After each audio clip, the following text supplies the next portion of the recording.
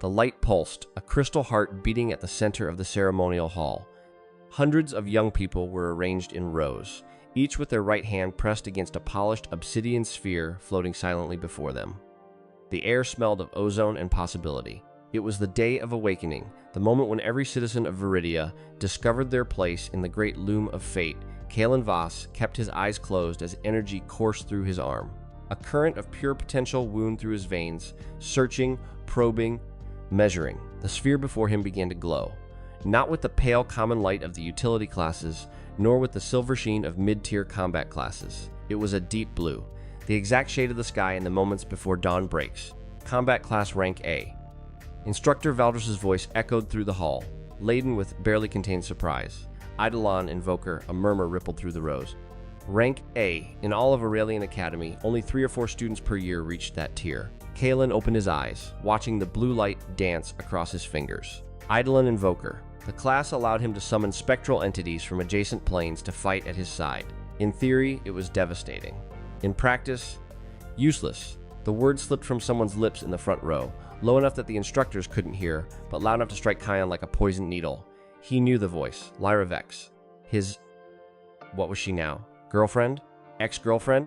The definition seemed to shift every week, depending on who was offering the better social advantages. The problem with Eidolon Invokers was simple and cruel. The greater Eidolons, the truly powerful entities that justified the rank A classification, had been sealed away for millennia.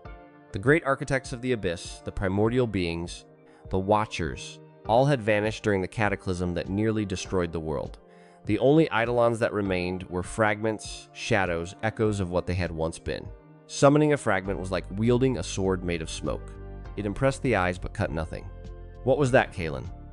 Lyra turned, her own awakening already complete. A golden aura danced around her. Oh, I forgot. You can't hear me from down there, can you? The taunt was unnecessary. Everyone had already seen her evaluation. Flow Weaver, rank S. The first student at the academy that year to reach the highest tier. Liquid gold had poured from her awakening sphere like celestial honey. Flow Weavers manipulated the fundamental energy currents that permeated the world. With adequate training, they could disintegrate matter, heal mortal wounds, even distort space. It was an elite class, reserved for the cream of the elite, and Kaelen was merely an Eidolon Invoker with no Eidolons to invoke.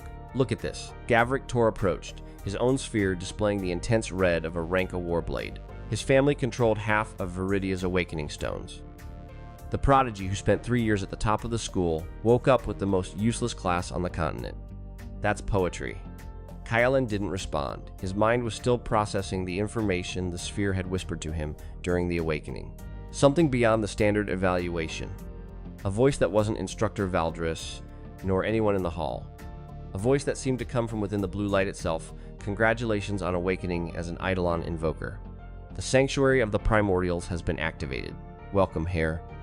Sanctuary of the Primordials. That term didn't exist in any class manual. He had studied every variation of Eidolon Invoker during his years of preparation. Bestial Invoker, Elemental Invoker, Shadow Invoker. None of them mentioned a sanctuary or primordials. The closest term would be primordial Eidolons, the divine tier entities that were supposedly exterminated during the cataclysm. Kaelen, are you listening to me? Lyra snapped her fingers in front of his face. I said we're done. Officially. For good, her words hit Kaelen like a bucket of ice water, yanking him from his thoughts. The entire hall seemed to go quiet, dozens of eyes turning toward the small human drama unfolding in the middle of the sacred ceremony. 3 years, Lyra continued, her voice perfectly calm, as though reciting a rehearsed lesson. 3 years waiting for you to awaken something decent. I invested my time, my reputation. And for what? For you to become an invoker with nothing to invoke? Lyra, Kaelen began, but she cut him off with a wave of her hand. Do you know how much the reconfiguration crystal I bought for you cost? All my savings from the guild internship. I thought you were going to be someone, that you'd awaken a class worthy of your potential. But you're nothing more than a failure with luck. Something inside Kaelen twisted. It wasn't just the public humiliation. It was the injustice. Lyra hadn't bought any crystal with her own money. That was the money he himself had saved, working 3 jobs through secondary school. Money he had handed to her because he trusted her to make the best use of it. And now she was using it as a weapon against him. You're lying, he said, his voice steadier than he expected. That money was mine. Prove it. She smiled, a smile that never reached her eyes. Do you have any proof? A receipt? A witness? No? Then it's your word against mine. And between a failed invoker and a rank S flow weaver, who do you think they'll believe? Gavrik draped his arm around Lyra's shoulders, pulling her close. She didn't resist. On the contrary, she nestled against him as if that were her natural place. To be worthy of a flow weaver like Lyra, Gavrik said, his voice thick with poisonous satisfaction, you need someone like me, not a fifth-rate invoker. You're pathetic, Voss. You always were. Kaelen tightened his fists. The blue light at his fingertips flickered, responding to his anger. But what could he do? Attacking Gavrik there, in front of the instructors, would mean immediate expulsion. And without a functional class, without an Eidolon to call, he wouldn't even scratch the Warblade. Mission issued. The awakening voice whispered in his mind. You will receive your first primordial Eidolon. Prepare for the bond. Primordial Eidolon. The words hammered in his head. If that were true, if a primordial truly still existed, then everything changed. The common Eidolons that invokers could call upon, the fragments, the shadows, the echoes, were exactly that, remnants, crumbs of power. But a true primordial. In ancient time, the primordials were forces of nature, entities that could level mountains, dry oceans, rewrite the laws of reality. They were not summoned, they were persuaded, negotiated with, honored. An invoker with a true primordial wasn't merely rank A, they were rank S. Perhaps beyond. What is it, Voss? Gavrik tilted his head. Lost your tongue along with your girlfriend? Enough. A new voice cut through the air, calm but heavy with authority. Everyone turned. It was Instructor Sarah Valen. Young to be a faculty member, perhaps 26 or 27, but there was something in her bearing that made even the most arrogant students lower their heads. Her silver hair was pinned in a military bun, and her eyes, an unusual violet, swept the hall like beacons. The awakening is a sacred ceremony, she said, approaching the group. Not a circus for bullies' entertainment. Gavrik Tor, if I hear one more word from you humiliating a fellow student, I will personally report your conduct to the Guild Council. And believe me, the Council has very specific rules about behavior at official ceremonies. Gavrik opened his mouth to retort, but something in Instructor Valen's gaze made him think twice. He shut it with an audible snap. And you, she turned to Lyra, if you want to end your relationship, do it in private. Don't turn the awakening into a spectacle. Yes, Instructor, Lyra murmured, the arrogant smile replaced by a mask of contrition that Kaelen knew all too well. She was excellent at playing whatever role suited her. Instructor Valen then looked at Kaelen. Her violet eyes seemed to pierce through him, searching for something beneath the surface. Eidolon Invoker, she said, more to herself than to him. A rare class. Very rare. Do you know what it means? That I'm doomed to be useless? Kaelen couldn't keep the bitterness from his voice. It means you have potential, she corrected. The rarest classes are the hardest to master, but also the most rewarding. There is no useless class. There are only invokers who haven't yet found their Eidolon. There was something in her voice, a note of knowledge that went beyond the obvious, that made Kaelen lift his head. Instructor, do you know anything about primordials? The hall fell silent. The word hung in the air like distant thunder. Primordials, the forbidden term. The entities that had disappeared, been sealed, had died. No one knew for certain, but everyone knew the stories. The primordials were not merely Eidolons, they were gods, and gods did not answer to mortal invokers. Instructor Valen did not respond immediately. Her gaze fixed on Kaelen with an intensity that bordered on the supernatural. Where did you hear that word? She asked, her voice so low that only Kaelen could hear. During the awakening, the sphere, it told me something. Don't speak of this to anyone else, she whispered, drawing closer. Not to other instructors, not to your friends. Primordials are considered legends, myths, stories for children. If you mention that you heard that word during your awakening, you will attract attention, the wrong kind of attention. But is it real? Kaelen pressed. Do the primordials truly exist? Instructor Valen hesitated. Her fingers touched a pendant hanging from her neck, a small violet crystal that pulsed with its own light. My grandfather is the keeper of the ancient records in the capital, she said at last. He spent his life studying the creatures that existed before the cataclysm. According to him, the primordials were never destroyed. They were sealed. Someone, or something, imprisoned them in an adjacent plane to prevent them from interfering with the mortal world. Then they can be freed? That's the wrong question. The right question is, who sealed them and why? She shook her head. But those are questions for another time. Right now, you need to focus on the superior trial. The exam begins in 1 hour. If you don't pass, it doesn't matter what class you awakened, the superior trial. the final test that determined who would enter the capital's martial university and who would be left behind. Kaelen had spent 3 years preparing for that moment, but that was before he knew he would awaken as an invoker. Invokers couldn't fight alone. They needed their eidolons, and his had yet to manifest. "Instructor," he began. "Go to the East Wing," she interrupted, her voice barely audible. "There's an abandoned invocation chamber there. No one has used it in decades. If your eidolon truly is what you suggest, perhaps the residual energy of the place will help with the manifestation. You have 1 hour. Use it well."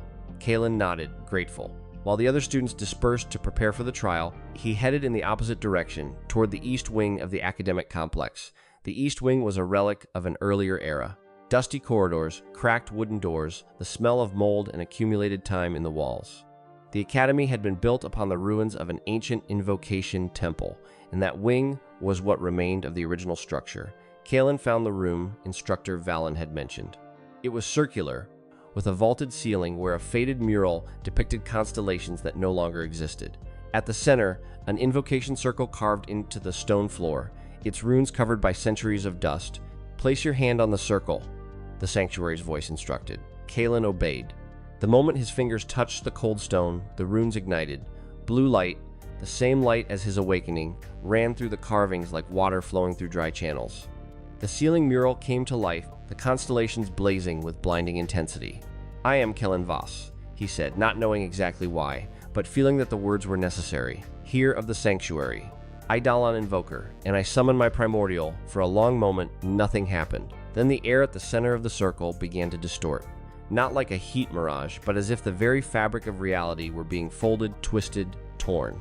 A rift opened, a tiny portal to somewhere that was nowhere. And through the rift, something looked back at Kaelen.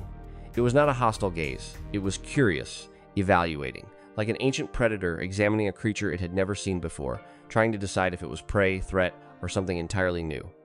"Are you here?" The voice thundered in his mind, deep enough to make his bones vibrate. "Do you carry the mark of the pact?" "I carry whatever is necessary," Kaelen replied, forcing his voice to remain steady. "Who are you?" "I am Zhiyan, the sword-bearer, the silent reaper, he who walks between shadows. I was the first of the 9 to be sealed, and I will be the last to fall."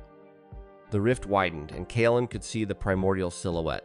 It was humanoid but not human. A slender figure wrapped in liquid shadows, eyes glowing like blue embers, hands ending in talons capable of tearing steel like paper.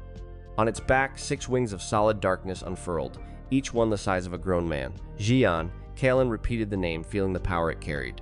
"You are one of the 9 primordials? The 9 children of the primordial dragon. Zhiyan, the reaper. Baxian, the unbreakable shield. Fushi, the silent sage. And 6 others, each with their domain, each with their purpose. Together we form the Court of Shadows." Primordial dragon. The mention made Kaelen's heart race. Dragons had been extinct since the cataclysm. At least, that was what everyone believed. But if the primordials were bound to dragons, then perhaps dragons were not as extinct as they seemed. "I need your strength," Kaelen said. "There is a trial, a battle, and without you, I cannot fight. The bond between Invoker and Primordial is not simple service. It is partnership. You fight, I fight. You bleed, I bleed. You grow, I grow. The bond is eternal. Once formed, it cannot be broken. Do you understand what you are offering?" "I understand." "No, you don't. But you will," the shadow advanced. Before Kaelen could react, Zhiyan's talons pierced his chest. There was no physical pain, but an agony that transcended the body, reaching something deeper, more fundamental. It was as if his soul were being branded, sculpted, rewritten. Then, as quickly as it had begun, it ended. Kaelen staggered backward, breathless. He looked down at his own chest. No wound, no scar, but he felt something different inside himself. A presence, a power. A connection to something vast and ancient that was now part of him. At the center of the circle, Zhiyan was no longer a distant silhouette through a rift. The primordial was there, solid, real, his 6 shadow wings hovering at the edges of reality. "The bond is complete," Zhiyan announced. "I am now your Eidolon, and you are my invoker, but our power will not be total until you grow in strength. For now, I am limited by your own level." "Limited how? You are rank 0. You do not have enough flow essence to sustain me at full power. You will need to evolve, hunt creatures of the abyss, absorb the energy of defeated enemies. As you rise in rank, my power unlocks." Kaelen nodded, his mind already mapping strategies. Rank 0, the lowest rung of the ladder. But he had a primordial at his side. That had to count for something. We need to go to the superior trial, he said. Can you accompany me without the others seeing you? I can conceal myself in the shadows. No one will see me unless I choose it. Then let's go. The superior trial was held at the evaluation field, a colossal arena on the outskirts of the city where spatial rifts were artificially opened to simulate abyss creature invasions. Students had to enter those rifts, hunt as many beasts as possible, and return with essence cores as proof of their conquests. When Kaelen arrived at the evaluation field, most students were already taking their positions. The arena was divided into sectors, each with a rift of progressive difficulty. Sector 1 contained rank 1 to 3 beasts, Sector 2 rank 3 to 5, Sector 3 rank 5 to 7, and Sector 4, reserved only for the bravest or the most reckless, housed rank 7 and above. Well, look who decided to show up, Gavrick's voice rang out. He was standing with Lyra and 2 other students at the entrance to Sector 2. The Invoker with no Eidolon has come to honor us with his presence. Kaelen ignored the remark. His eyes searched for Instructor Valen, but she was nowhere to be seen, probably coordinating evaluations in another sector. Going into Sector 1? Lyra asked, her voice sweet as venom. Be careful not to trip over an abyss rabbit and hurt yourself. Oh, and thank you for the munting for the reconfiguration crystal. It was very useful for buying this new uniform. She spun in place, showing off the battle attire that gleamed with protective runes. Kaelen felt the anger bubble in his chest, but held it in check. Zhiyan was somewhere in the shadows around him, waiting, watching. Sector 1, he said simply, walking toward the nearest gate. Of course, Gavrick laughed. You know your place. What they didn't know was that Kaelen had no intention of staying in Sector 1. He needed power. He needed flow essence. And the most concentrated essence was in the most powerful beasts. He would start low, accumulate strength, and then advance into the deeper sectors. But for that, he needed a foundation. There is a third option, Zhiyan whispered in his mind. Beyond the official gates, there are unmapped entrances. Ancient rifts, forgotten by the evaluators. The beasts there are older, more powerful, but the essence they provide is exponentially greater. Where? Grisel Forest, on the outskirts of the city. It is a restricted area, but the containment barriers are weak. I can open a passage. Kaelen hesitated for only a second. Restricted areas were forbidden for a reason.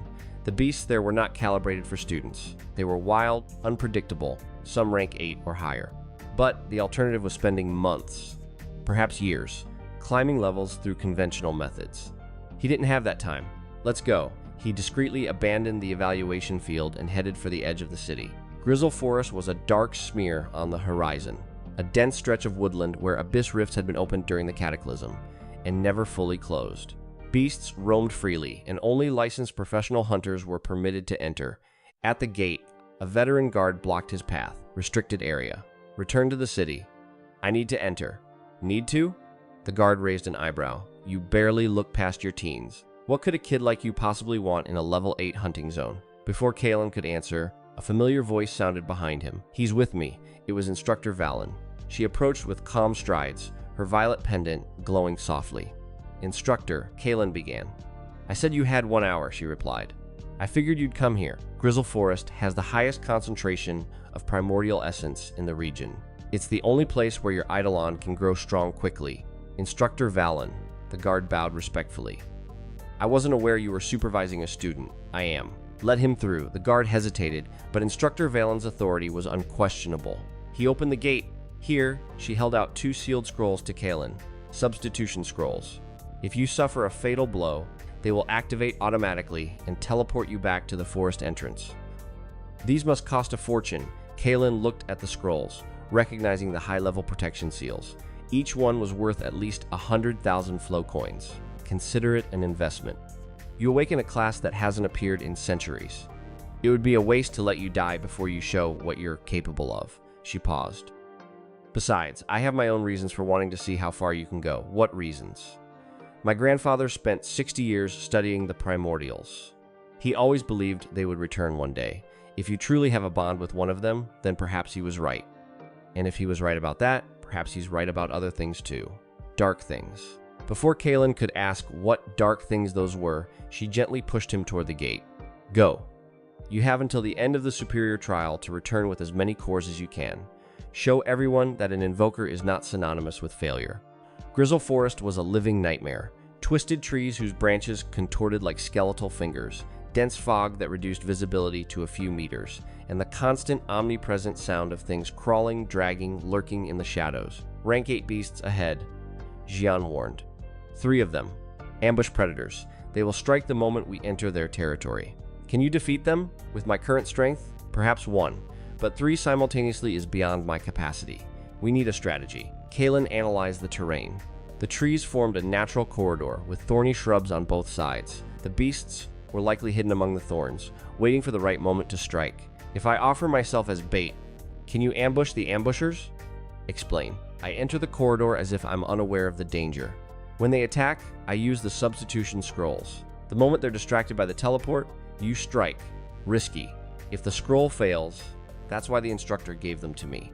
I trust her. Zhiyan didn't argue. Kaelen took a deep breath and advanced through the tree corridor. The attack came faster than he expected.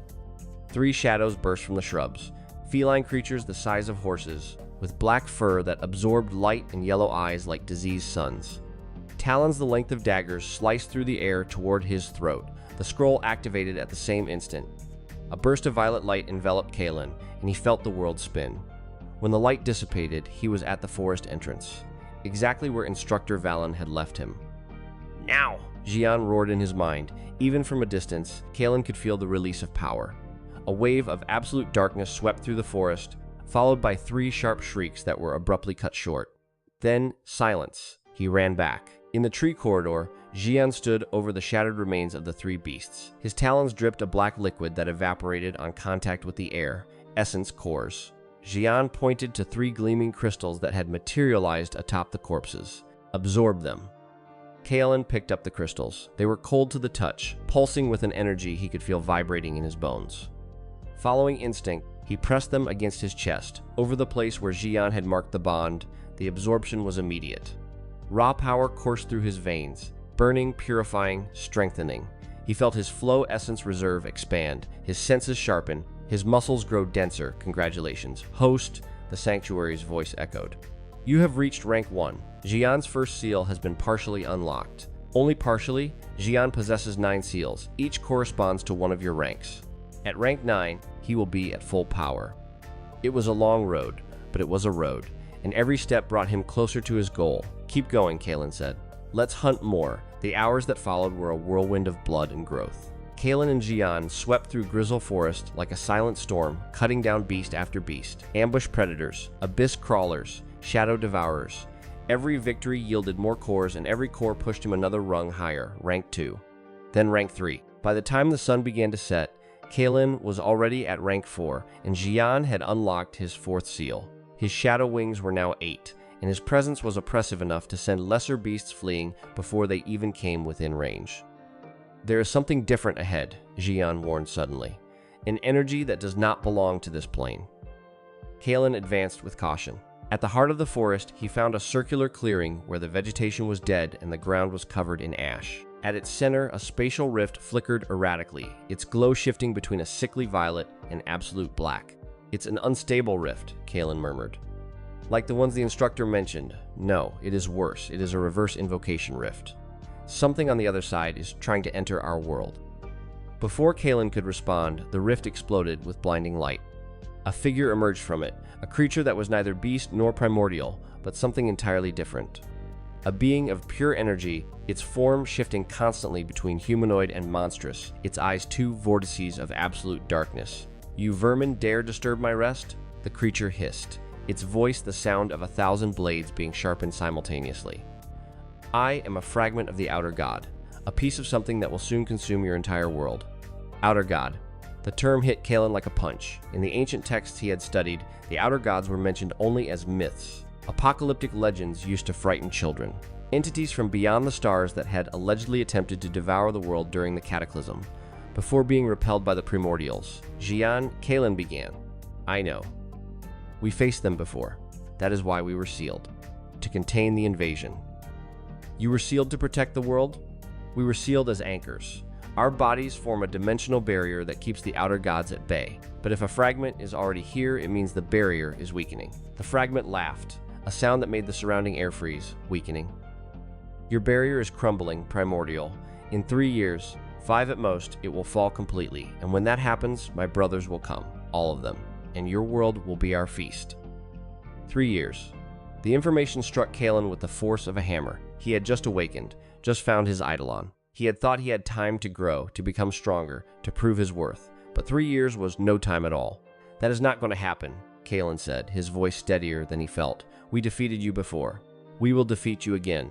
You, a rank 4 invoker and a sealed primordial, you've barely managed to defeat beasts. You stand no chance against a fragment. The fragment attacked. A lance of black energy shot from its hand, too fast to dodge. Kaelen instinctively raised his arm to shield himself, but Zhiyan was faster. His wings folded around Kaelen like a cocoon of shadows, absorbing the impact. I am not just any primordial, Zhiyan roared. I am the Silent Reaper, and Reapers do not fear fragments. He advanced. His talons tore through the air, opening wounds in reality through which the fragment's energy bled out. The creature fell back, surprised but not defeated. More lances of darkness were fired, each one blocked or deflected by Zhiyan. I can help, Kaelen shouted. Give me power. The bond works in both directions. Use my strength as if it were your own. Kaelen closed his eyes. He felt Zhiyan's presence in his mind, a blue flame burning at the center of his being. He focused on that flame, pulled at it, shaped it. When he opened his eyes, his hands were wrapped in liquid shadows, miniature replicas of Zhiyan's talons. He joined the battle, not as an invoker commanding his Eidolon from a distance, but as partners fighting side by side. Zhiyan attacked the creature head-on, keeping it occupied, while Kaelen flanked it, using his shadow talons to sever the energy tentacles the fragment launched. The fight lasted what felt like an eternity. The fragment was powerful, far more powerful than any beast they had faced, but it was not invincible. Each of Zhiyan's blows drained a little more of its energy. Each of Kaelen's cuts opened wounds that would not close. Finally, the fragment staggered. This is not the end, it hissed. When my brothers arrive, you won't be here to see it. Kaelen drove both hands into the creature's chest, his shadow talons piercing the energy core. The fragment exploded. A shockwave knocked Kaelen to the ground, and when he rose, the clearing was empty. The rift had closed. The fragment had dissipated. But its words remained, echoing in Kaelen's mind like a funeral bell. 3 years. Host, the sanctuary's voice sounded again. Mission complete. First contact with the outer gods recorded. Reward, Zhiyan's 5th seal has been partially unlocked. New mission available. Gather the 9 children of the primordial dragon to restore the dimensional barrier. The 9, Kaelen murmured. I need to find the other 8. Yes, Zhiyan is the first. Baxian, the unbreakable shield. Fushi, the silent sage. And 6 others, each sealed in a different location, each waiting for an invoker to free them. Where are they? The locations will be revealed as you grow in power. For now, you need to return to the academy. The superior trial is ending. Kaelen looked up at the sky. The sun was already setting, staining the clouds orange and red. He had spent the entire day in the forest. He needed to return, hand in the cores he had collected, secure his place at the capital university. But as he ran back toward the city, a new determination burned in his chest. He was no longer just a student trying to pass an exam. He was the heir of the sanctuary, the invoker of primordials, and perhaps, just perhaps, the last hope of a world that didn't know it was doomed. The following morning, the academy was in an uproar. The results of the superior trial had been announced, and there was a name at the top of the list that no one had expected: Kaelen Voss, Eidolon Invoker. 247 essence cores collected. An absolute record in the entire history of Aurelian Academy. Impossible, Gavrik Tor was livid, his fists clenched over the results list. An invoker has no offensive power. He couldn't have defeated that many beasts. He must have cheated. Lyra agreed, though her voice lacked conviction. Maybe he bought the cores on the black market. Or perhaps. Instructor Valen's voice cut through the air. You two simply underestimated the potential of a class you don't understand. She was standing in the doorway of the evaluation room, her violet pendant glowing softly. At her side, Kaelen stood calm, hands in his pockets, an unreadable expression on his face. Kaelen Voss is officially the top-ranked student in the superior trial, the instructor announced. He has secured his place at the capital's Martial University with highest honors. Any accusation of cheating must be accompanied by evidence. Do you have evidence? Gavrik opened his mouth, then closed it. He had no evidence. He had nothing but resentment. This isn't over, he hissed, low enough that only Kaelen could hear. My family controls the awakening stones, controls the hunting gates, controls half the economy of Viridia. You may have won this battle, Voss, but the war is only beginning. Gavrik, Kaelen replied calmly. You still don't understand, do you? I'm not fighting against you. You are insignificant. My enemies are much, much bigger. He turned and walked out of the room, Instructor Valen at his side. Are you going to tell me what really happened in the forest? She asked when they were far enough away to not be overheard. I found something. Kaelen hesitated. Something that wasn't a beast. A fragment of an outer god. Instructor Valen stopped. Her face went pale. A fragment? Here? In Viridia? Zhiyan said the barrier is weakening. We have 3 years at most before it falls completely. 3 years. She ran a hand through her hair, a nervous gesture. That explains the reports I've been receiving. Increased sightings of anomalous creatures. Rifts opening in places where they shouldn't. My grandfather was right. Something is coming. I need to find the other Primordials, Kaelen said. All 9. They are the key to restoring the barrier. Then you need to go to the capital. The university has access to ancient records, maps of ruins, locations of seals. But be careful. There are people in the capital who will not be pleased to learn that an invoker of Primordials is gathering power. The outer gods are not the only threat. What do you mean? Instructor Valen looked around, making sure no one was watching them. If the Primordials were sealed to form the barrier, then someone sealed them. Someone with enough power to imprison 9 divine entities. If that person, or their descendants, is still out there, they may not want the barrier undone. Even if it means the destruction of the world. Why would anyone do that? Power, control. Free Primordials represent a threat to current power structures. If you can control the Primordials, you can challenge kingdoms, topple governments, rewrite the world order. There are those who would rather see the world end than lose their dominion over it. Kaelen absorbed the information. The path ahead was more dangerous than he had imagined. It wasn't enough to find and free the Primordials. He would have to face those who wanted to keep them imprisoned. And those enemies would not be irrational beasts, but people. People with power, influence, and everything to lose. Why are you telling me this? He asked. Because my grandfather dedicated his life to studying the Primordials. He believed they were the key to saving the world, not destroying it. And because... She hesitated, touching her pendant. Because I myself am descended from an invoker. My family was once responsible for protecting one of the primordial seals. But the seal was lost during the cataclysm. Perhaps, with your help, we can find it again. Which seal? Baxian's, the unbreakable shield. He is somewhere in the depths of the capital, buried under centuries of ruins and forgetting. Kaelen smiled, a smile not of joy, but of determination. Then that's where I'm going, to the capital, to the university, to find Baxian and all the others. And I'm going with you, Instructor Valen said. Not as an instructor, but as an ally. If the world truly has only 3 years, we need all the help we can get. As they walked out of the academy together, Kaelen felt the weight of responsibility settle onto his shoulders. He was no longer just a rejected student, a ridiculed invoker, a boyfriend traded in for someone more convenient. He was the bearer of an ancient legacy, the vanguard of a war humanity didn't even know it was fighting. But he was not alone. He had Zhiyan. He had Instructor Valen.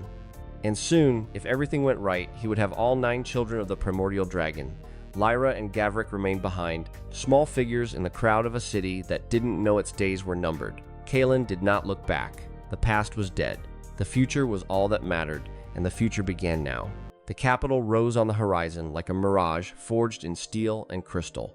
Orion, the pulsing heart of Viridia, where the guild towers pierced the clouds and the suspended bridges between skyscrapers hummed with the constant traffic of aircraft powered by flow essence. Kaelen Voss observed the landscape through the transport window, his eyes tired but alert. Only 3 days had passed since the superior trial, but each hour seemed to carry the weight of a year. At his side, Sarah Valen adjusted the violet pendant she never abandoned. She now wore the formal uniform of senior instructor, a silver tunic with dark edges that denoted her position as representative of the Aurelian Academy in the capital. "Don't let the size impress you," she said, noticing Kaelen's gaze. "Orion is large, but its problems are too. Every alley hides a knife, every smile a betrayal." "You always speak as if you're reciting a survival manual," Kaelen answered, a pale smile on his lips. "Because that's exactly what it is. My grandfather taught me that the capital devours the unprepared. You can be the most promising invoker of the century, but if you can't read the intentions of the people around you, you'll be dead before the first semester." The transport landed on an exclusive platform in the academic district. The Capital Martial University was a complex that stretched for kilometers, a city within a city, with training domes, abyssal libraries, combat arenas, and arcane research laboratories. Students from all provinces of Viridia wandered through the corridors, their classes ranging from void swordsmen to gravitational manipulators, from battle alchemists to storm tamers. No one looked twice at Kaelen, a dark-haired boy with gray eyes, wearing simple provincial clothes. Just another anonymous freshman. First, you need to register. Sarah indicated an administrative building. Then, we'll visit my grandfather. He's eager to meet you. Eager? Kaelen raised an eyebrow. You told him about Zhiyan? Not yet. I only said you were an invoker with exceptional potential. The existence of a living primordial is information too sensitive to transmit through communication channels. It needs to be discussed in person, in safety. The registration was quick. Kaelen Voss, rank 4, Eidolon Invoker, Aurelian Academy, first place in the superior trial. The attendant typed the data expressionlessly, but her fingers hesitated for a fraction of a second when reading rank 4 for a newly awakened. Normally, freshmen arrived at the university at rank 1 or 2. Rank 4 in less than a week was virtually unheard of. Sarah then led him to the Valen residential district. The property sat on an artificial hill, an oasis of hanging gardens and black marble walls. The family crest, a stylized dragon biting its own tail, forming a perfect circle, was engraved on the main gate. My family has served as guardians of the ancient records for 12 generations, Sarah explained as they crossed the garden. My grandfather, Aldrich Valen, is the current guardian. He has access to information that not even the Sovereign Council knows, like the locations of the primordial seals, among other things. But he's cautious. He doesn't reveal secrets to just anyone, no matter how promising. You'll have to earn his trust. The interior of the mansion was a blend of library and sanctuary. Walls covered by shelves that rose to the vaulted ceiling, each crammed with leather-bound tomes and scrolls protected by preservation seals. In the center of the main hall, an invocation circle, similar to that of the Academy's East Wing, but much older and more complex, pulsed with a soft amber light. Beside the circle, an elderly man stood with his back turned, contemplating a three-dimensional hologram of Viridia's solar system. His hair was completely white, and his posture was stooped, but when he turned, Kaelen saw in his violet eyes, identical to Sarah's, a sharp lucidity that belied his age. "So you are Kaelen Voss," Aldrich Valen said, his voice the sound of stones being polished. "My granddaughter has spoken much of you. Hopefully good things, Mr. Valen." "Elder Valen is sufficient. Mr. makes me feel older than I already am." He walked toward Kaelen, his eyes examining every detail. "Rank 4, interesting. You know, most invokers take months to reach rank 3. You did it in days. Would you like to tell me how?" Kaelen looked at Sarah, who nodded. "I have an Eidolon that isn't common," he said. "It's not a fragment. It's a primordial. Zhiyan, the sword-bearer." The silence that followed was absolute. Aldrich Valen stood motionless, his expression unreadable. Then slowly, he raised his hand and touched the violet pendant around Sarah's neck, that violet crystal that pulsed in sync with the invocation circle. "A primordial," he repeated. "Are you certain?" "I can show you," Kaelen offered. "Not here. Not yet. The walls have ears in this city, and a primordial would awaken every energy sensor within a radius of kilometers. We need a safe location." "The underground sanctuary," Sarah suggested. "The containment chambers." Aldrich nodded. "Go ahead. I'll catch up with you." The underground sanctuary lay beneath the property, accessible only through a spiral staircase protected by concealment runes. It was a vast chamber, with walls of black stone that absorbed all light except the amber glow of eternal torches. In the center, a circular arena surrounded by containment obelisks. When Aldrich arrived, Kaelen was already in the center of the arena. He closed his eyes and extended his hand. The connection with Zhiyan was immediate, a channel of liquid darkness flowing from his chest into the physical world. "You summon me, host? Show yourself." Just enough the air behind Kaelen tore. From the fractures in reality, 8 shadow wings unfolded, each vast enough to cover a man. Zhiyan emerged, his slender and imposing form, blue ember eyes fixed on Aldrich Valen. The old guardian didn't retreat. On the contrary, he stepped forward, his eyes shining with the light of one who witnesses a miracle. "By the records," he whispered, "it really is one of the 9. The Silent Reaper, the one who walks between shadows." "You know my name," Zhiyan observed, his voice echoing in everyone's minds. "My family has guarded the history of the primordials for centuries. I know the name of all 9. I know what you sacrificed, and I know what is coming." "The outer gods," Kaelen said. "I found a fragment in the Grizzle Forest. He told me the barrier is crumbling. We have 3 years at most." Aldrich remained silent for a long moment. Then, he removed the violet pendant from Sarah's neck and held it up. The crystal began to glow, and a holographic projection filled the chamber. A map of Viridia marked with 9 red points, each pulsing like an imprisoned heart. The seal locations, Aldrich explained. 7 of them are in Viridia. 2 were lost, their records erased during the cataclysm, but we know that one is in the capital, buried beneath the industrial district. It is the seal of Baxian, the unbreakable shield. I need to find it, Kaelen said. And you will, but not today. Today you need to rest and prepare. Tomorrow we'll start planning. Sarah accompanied Kaelen to the guest quarters. The room was comfortable, with a wide bed, a desk stocked with books on invocation theory, and a window overlooking the hanging gardens. But Kaelen barely noticed the luxury. His mind was spinning with the implications of the map. Did you know, he asked Sarah. About the seals, I knew they existed. I didn't know where they were. My grandfather never shared that information with me. He said it was too dangerous. Why did he reveal it now? Because you're the first person in 12 generations to actually have a bond with a primordial. He spent his life waiting for someone like you. Sarah paused. And because time is running out, 3 years is nothing. Do you believe me? About the threat of the outer gods? Sarah looked him in the eyes. I saw Zhiyan. Felt his power. If the outer gods are strong enough to require 9 entities like that to be sealed, then yes, I believe you. The next morning, Kaelen was awakened by a commotion in the corridor. Raised voices, hurried footsteps. He dressed quickly and went out, finding Sarah equipped in her full battle attire, the violet pendant glowing intensely. What happened? A rank 8 rift has opened at the sunken sanctuary, she answered, her voice tense. It's a ruined zone in the suburbs of the capital. A research team was trapped inside. I need to lead the rescue. I'm coming with you? No, it's too dangerous. Rank 8 rifts are beyond what a student, even one with a primordial, should face. Zhiyan has already defeated rank 8 beasts in the Grizzle Forest, and we're stronger now. I can help, Sarah hesitated. She knew Kaelen was right, but her protective instinct was screaming to keep him safe. If something goes wrong, she began, nothing will go wrong. Kaelen touched his chest over the mark of the bond. Zhiyan is with me, and I'll be with you. The sunken sanctuary was an architectural nightmare. Ruins of a pre-cataclysm civilization, its buildings sunken into a swamp of corrupted essence. The rift had opened in the center of the complex, vomiting creatures that didn't belong to reality. Beings with multiple limbs and mouths where there should be none, their skins shining with a sickly glow that hurt the eyes. Sarah's team, 5 experienced hunters, all rank 6 or above, was already engaged when Kaelen arrived. He had followed hidden, using Zhiyan's ability to blend into shadows. He observed the battle from atop a shattered column. The hunters were good, but they were being overwhelmed. The rift not only generated creatures, it modified, distorted, and strengthened them. A massive form emerged from the darkness, a colossus of putrefied flesh and multiple eyes, whose mere presence drained the light around it. It's an abyssal scourge, one of the hunters shouted. Rank 8 superior, retreat! Sarah conjured a barrier of violet energy, momentarily containing the creature, but the scourge struck the barrier with a tentacle as thick as a tree trunk, and it shattered like glass. Sarah was thrown backward. Kaelen waited no longer.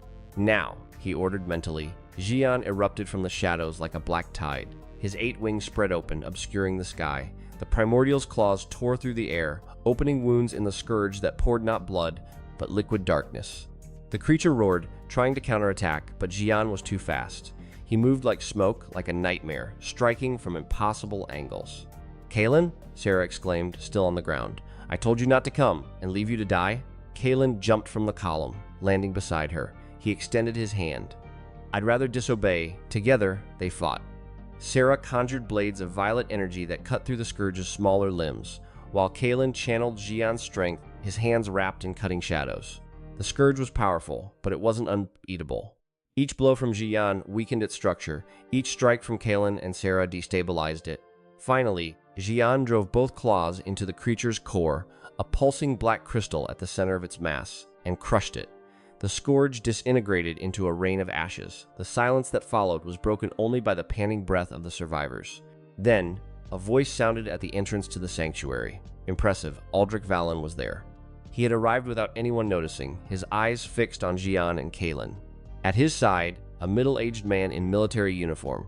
The capital's guard commander observed the scene with an unreadable expression. Elder Valen. Sarah straightened up. I didn't know you were monitoring. I always monitor when my granddaughter enters risk zones. Aldrich walked toward Kaelen. What I saw today confirms what I suspected. You're not just an invoker. You're the sanctuary higher. The bearer of the Primordial Pact. Is that a problem? Kaelen asked. Depends on who's asking. Aldrich looked at the commander, who nodded and discreetly withdrew. For some, you're Viridia's hope. For others, you're a threat to the status quo. We need to keep you safe until you're strong enough to protect yourself. I can protect myself. Can you?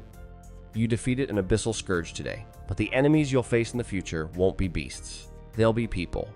People with political power, private armies, and generations of influence. Against that, claws and wings aren't enough.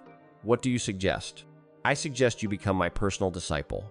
Under my tutelage, you'll have access to resources no ordinary student can dream of. You'll be able to train in secret, away from prying eyes, and prepare for what's to come. Kaelen considered the offer. It was tempting, but something bothered him. Accepting your tutelage means entering through the back door? Skipping the steps everyone else has to face? It means taking an opportunity. You have a gift that appears once every millennium. Denying yourself the resources to develop it would be foolishness. That's not how I want to get there, Kaelen said, his voice firm. I want to earn my place, pass the exams, win the tournaments, prove that an invoker isn't synonymous with failure. If I accept your offer now, people will say I only reached the top because I had help. Aldrich stared at him for a long moment, then surprisingly smiled. You have the pride of a true invoker. Zhiyan chose well. He paused. Very well. You want to earn your place? Then earn it. The Martial University is holding the selection tournament in 2 weeks. The top 4 finishers will gain access to the Vault of the Ancients, where the primordial records are stored. If you get there on your own merit, no one can question your position. I'll be in the top 4, Kaelen promised. I don't doubt it. But you'll need proper equipment. Aldrich extended a black card with golden edges. This is a void card. It has no credit limit. Use it to acquire what you need. This is a payment. It's an investment. Consider it a loan. When you're rich and famous, pay me back. The old guardian winked. Besides, I need someone to protect my granddaughter. She has the unfortunate habit of getting into trouble. Hey, Sarah protested. Kaelen accepted the card. He knew he'd need resources. Items to strengthen the bond with Zhiyan, perhaps even clues about Baxian's seal location. The capital had the country's largest adventurer commercial center. It was the perfect place to start. The Orient Transaction Center was a glass and steel colossus that occupied an entire block. Across its 12 floors, merchants sold everything: imbued weapons, runic armor, invocation scrolls, essence cores, support crystals. Hunters, students, and officers mingled in a constant crowd. Kaelen walked through the corridors, analyzing the offerings. He needed something that would amplify the connection between him and Zhiyan, allowing the Primordial to use more of his strength without draining so much of Kaelen's flow essence. He also needed a map or guide to the ruins beneath the industrial district, where Baxian was supposedly sealed.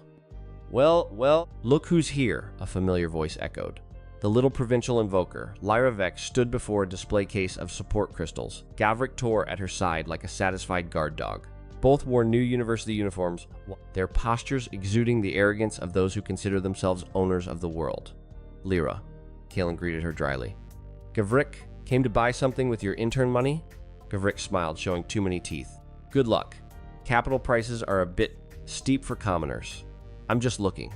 Looking doesn't buy, Lyra mocked.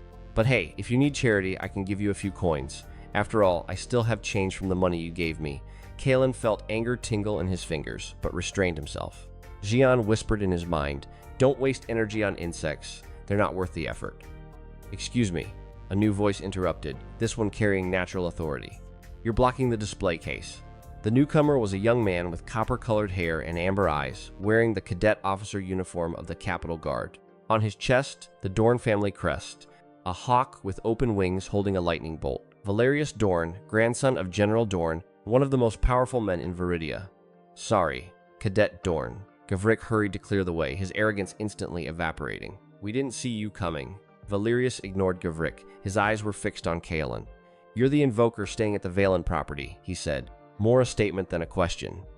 The newcomer who defeated an abyssal scourge. News travels fast, Kaelen replied. The guard monitors everything, especially anomalies like you. Valerius approached, his presence oppressive. A rank 4 invoker who associates with Primordials. Interesting. What do you want? I want to see how far you go. Valerius pointed to a nearby display case, where a fire crystal the size of a fist shone with hypnotic intensity. See that? It's a primordial fire core, extracted from an abyssal phoenix. Rank 8. Perfect for invokers who need an elemental catalyst. Kaelen looked at the crystal. Zhiyan whispered, "That core contains enough energy to unlock my sixth seal. It would be a significant advancement." "How much does it cost?" Kaelen asked the attendant. 1,000,000 flow coins. The man replied. Gavrik laughed. 1,000,000? Good luck, Voss. Even if you sold your organs, you couldn't get that amount. "I'll buy it," Valerius announced, pulling out his own credit card. "Wrap it for me. The first customer here was this young man," the attendant said, hesitant. "He can't pay. I can." Business rules. Money speaks louder than intentions. Isn't that right, Voss? Kaelen sighed. He took the void card from his pocket and placed it on the counter. The attendant paled. A void card. There are only 10 of these in all of Viridia. Each one belongs to a member of the Council of Nine. It belongs to a friend, Kaelen said calmly. "Now, the crystal, please." Valerius froze, his credit card dangling uselessly in his hand. The humiliation burned in his amber eyes. "You think you can challenge me?" he hissed. "I'm a rank 7 storm invoker, grandson of General Dorn. You're nothing but a provincial with a borrowed card, and you're nothing but a spoiled boy who never had to fight for anything," Kaelen replied, pocketing the crystal. "See you at the tournament." He turned and walked away, leaving Valerius, Lyra, and Gavrik behind, but he could feel the furious stares burning his back. "You made a powerful enemy," Zhiyan observed. "I know, but he was going to hate me anyway. At least now I have the crystal. The sixth seal is near. Keep accumulating strength." The selection tournament was announced with great fanfare across Orion. The Vault of the Ancients, a dimensional domain sealed since the Cataclysm, would be opened for the 4 winners. Within it, legend had it, were the complete records of the Primordials, their origins, their powers, and perhaps the secret to restoring the barrier that kept the outer gods at bay. Kaelen spent the next 2 weeks in intensive training. He used the primordial fire core to strengthen the bond with Zhiyan, partially unlocking the 6th seal. The primordial's wings were now 9, and his strength had increased exponentially. But it wasn't enough. He needed more power. The tournament would attract the best fighters from all over Viridia, and many of them had years of experience and ranks far superior to his. Sarah trained with him whenever she could. Despite being an instructor, she had also entered the tournament, her right as a representative of the Valen family. "You don't need to prove anything to anyone," she said during a sparring session. "You've already demonstrated your worth at the Superior Trial and the Sunken Sanctuary. It's not about proving. It's about access. The Vault of the Ancients may contain the location of the other seals. If I don't get in the top 4, I lose the chance to find Baxian and the others. Then let's make sure you get in." The day of the tournament dawned clear and cold. The Celestial Arena, a floating coliseum sustained by anti-gravitational technology, was packed. Thousands of spectators filled the stands, while holographic screens broadcast every detail across all of Viridia. In the competitors' area, Kaelen observed his opponents. There were 200 fighters in total, representing the best academies and guilds in the country. Many were rank 5 or 6. Some, like Valerius Dorn, were rank 7. The rules were simple. Elimination bouts until 4 winners remained. Any class was allowed. Any tactic, as long as it didn't result in death. Emergency medical assistance was on standby, but accidents happened. "Competitors, prepare," the announcer's voice echoed. The first match is Kaelen Voss versus Trevin Marsh, rank 5 war slasher. Kaelen stepped into the arena. His opponent was a muscular man with a 2-handed sword that hummed with destructive energy. The crowd murmured. A rank 4 invoker against a rank 5 slasher was an obvious imbalance. "I'll finish this quickly," Trevin growled. Advancing with his sword in a descending arc that could split a rock in 2, Kaelen didn't move. At the last instant, a shadow wing sprouted from his back, a single wing, partial manifestation of Zhiyan, and blocked the strike. The impact reverberated through the arena, but Kaelen stood firm. "What?" Trevin exclaimed.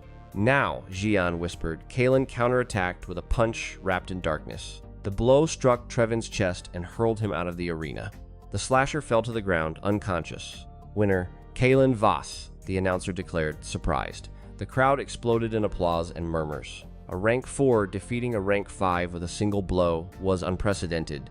In the stands, Aldrich Valen watched with a satisfied smile. At his side, the guard commander was noting something on a tablet. "He's even more impressive than the report suggested," the commander commented. "And you haven't seen anything yet." Aldrich replied. The following bouts were equally dominant.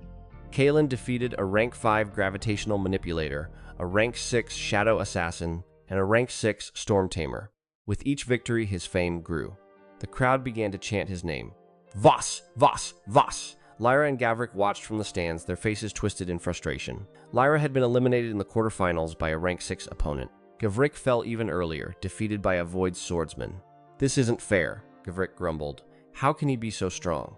"He has an abnormal Eidolon," Lyra murmured. "That thing with shadow wings isn't a fragment, it's something more. We need to find out what it is, and find a way to stop him." Meanwhile, Sarah was also advancing in the tournament.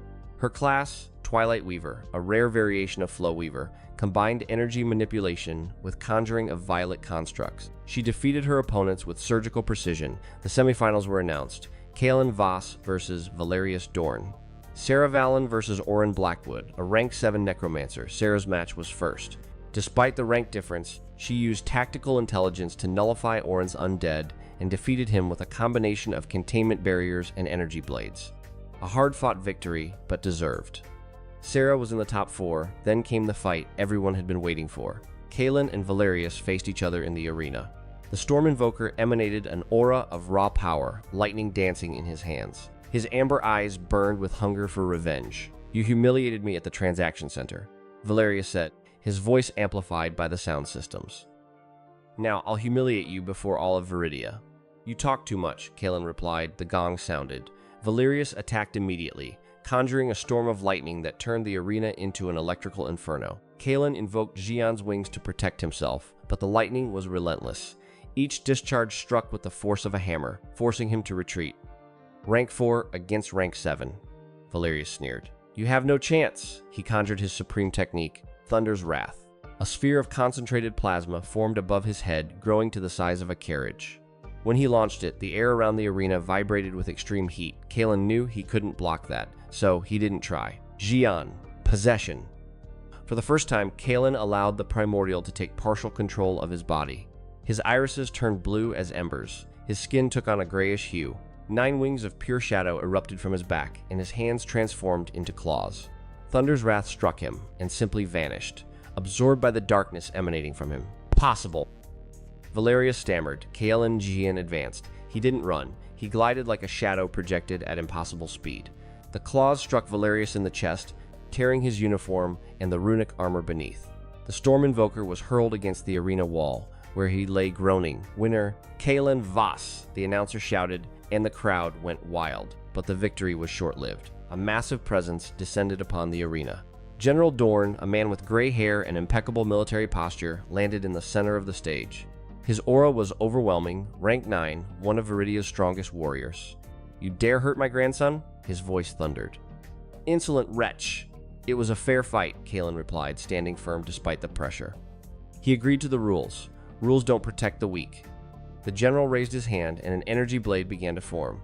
"I'll teach you what happens to those who challenge the Dorn family." "General!" A new voice cut through the air, this one even more authoritative. The sovereign of Viridia, the nation's supreme leader, descended from the royal stands. She was a middle-aged woman, dressed with a simplicity that belied her power, her gray eyes calm but penetrating. "The selection tournament is a sacred event," she declared. "Attacking a competitor after the fight is a violation of the laws you yourself swore to protect." "Sovereign," General Dorn hesitated. "My grandson." "Your grandson lost a fair fight. If you cannot accept that, perhaps you need to reconsider your position in the guard." The general gnashed his teeth, but withdrew his energy. He knew that openly challenging the sovereign would be political suicide. "This isn't over," he hissed to Kaelen, low enough that only he could hear. "You made an enemy today, boy. An enemy who won't rest until he sees you destroyed." "I'm used to it," Kaelen replied. The general left, carrying his wounded grandson. The sovereign approached Kaelen. "You're the Invoker Elder Valen mentioned," she said. "The Primordials bearer." "Yes, Sovereign, we need to talk. In private." After the tournament, the Vault of the Ancients was open at noon the following day. Kaelen, Sarah, and the other 2 winners, a battle alchemist named Theron and a beast tamer named Lyra, gathered at the dimensional altar in the center of the capital. The vault was not a physical place. It was an adjacent plane, a bubble of reality preserved since the days before the cataclysm. To access it, a ritual was required that only the Guardians of the Records knew. Aldrich Valen conducted the ritual. Runes glowed on the floor, and a portal opened, revealing a corridor of silver light that stretched to infinity. "Inside you'll find the truth," Aldrich said. "The complete history of the Primordials, the outer gods, and the cataclysm. But I warn you, knowledge has a price. What you learn will change your lives forever. You won't be able to unlearn it. The 4 competitors crossed the portal. The Vault of the Ancients was a museum of memories. There were no walls or ceiling, only an infinite space filled with constellations of light, each star a record, a memory, a fragment of history. As they walked, the lights reacted to their presences, projecting holograms around them. Kaelen saw the origin of the Primordials. 9 entities born from the primordial dragon, the being that had created the laws of reality in Viridia. Each of the 9 had been given a domain: Zhiyan, darkness and silence; Baxian, defense and stability; Fushi, knowledge and wisdom; and 6 others, whose names and powers danced at the edges of his perception. He also saw the arrival of the outer gods, beings from beyond the dimensional veil, drawn by the flow essence that permeated Viridia. They were incomprehensible, their forms defying logic and sanity. Where they stepped, reality distorted. What they touched, they corrupted. The war was apocalyptic. The Primordials fought with all their strength, but the outer gods were many, and their power seemed infinite. To protect Viridia, the primordial dragon sacrificed its own existence, using its body to create a dimensional barrier that sealed the outer gods outside. But the barrier wasn't perfect. Fragments of power still leaked, creating the rifts and beasts that plagued the world. The 9 children of the dragon were sealed at strategic points, their essences serving as anchors that kept the barrier stable. As long as they remained sealed, the barrier would hold. But as the millennia passed, the seals began to weaken. 3 years, Kaelen whispered, seeing the projected date before him. The barrier will fall completely in 3 years, Sarah held his hand. Then we have to free the primordials before that. All of them. It won't be simple. The voice of Fuxi, the silent sage, echoed in Kaelen's mind. The projection of the primordial of knowledge appeared before them, a figure wrapped in living scrolls, its eyes 2 white flames. Each seal is protected by specific challenges, and there are those who do not wish to see the primordials free. They feed on the chaos that the weakened barrier provides. The outer gods? Kaelen asked, and their agents. Not all humans are allies of the light. Some have made pacts with the darkness, trading the world's survival for personal power. Like General Dorn? Fushi didn't answer, but his silence was eloquent. You are the sanctuary here, Fushi continued. The only one capable of uniting the 9. But you will need allies, friends, people willing to fight at your side not out of fear or obligation, but out of genuine loyalty. Kaelen looked at Sarah, at Theron and Lyra, who watched the projections with expressions of shock and determination. I'm not alone, he said. I have allies. Then the first mission is clear. Fushi's projection indicated a point on the holographic map. Baxian's seal is beneath the industrial district, but you won't be able to access it alone. The location is guarded by a legion of abyss creatures and a traitor who serves the outer gods. You'll need an army. Where will we get an army? Theron asked. The Sovereign is organizing a national tournament at the frontiers, Sarah recalled. A call for all elite hunters. If Kaelen leads the battle against the Beast Tide, he'll earn the people's trust and the military support we need. Then that's what we'll do. Kaelen decided. When they returned from the Vault of the Ancients, they found the capital in an uproar. The Sovereign had convened an emergency assembly. The revelations from the Vault, especially the threat of the outer gods, could no longer be kept secret. In the central plaza, before thousands of citizens and a live broadcast to the entire country, the Sovereign spoke. Citizens of Viridia. What I am about to say will change everything you believed you knew. For centuries, we thought the cataclysm was an isolated event, a tragedy overcome. But the truth is that the war never ended. The outer gods are still out there, pressing against the barrier that protects our world. And it is giving way. The silence that followed was deafening. We have 3 years, the Sovereign continued. 3 years before the barrier falls and the invasion begins. But we won't stand idle. I will summon all hunters, all warriors, all citizens capable of fighting. We will form an alliance to face this threat once and for all. And who will lead us? Someone shouted from the crowd. The Sovereign pointed to Kaelen. He will. Kaelen Voss, the Primordial Invoker, the Sanctuary Higher. He faced a fragment of an outer god and survived. He awakened a primordial not seen for millennia. If anyone can guide us in this war, it is him. The crowd exploded in mixed reactions: hope, fear, skepticism. But no one openly questioned the Sovereign's decision. Kaelen Voss, the Sovereign called him to the stage. Do you accept this responsibility? Kaelen climbed the steps, feeling the weight of thousands of gazes upon him. He remembered Lyra humiliating him at the awakening, Gavrik calling him useless, Instructor Valen betting on him, Zhiyan, whose presence burned in his chest like a promise. I accept, he said, his voice firm. Not because I'm the strongest or the wisest, but because someone needs to fight.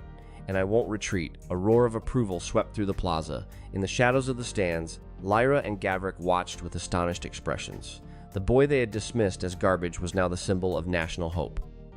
"This is a nightmare," Lyra murmured. "How did he come this far?"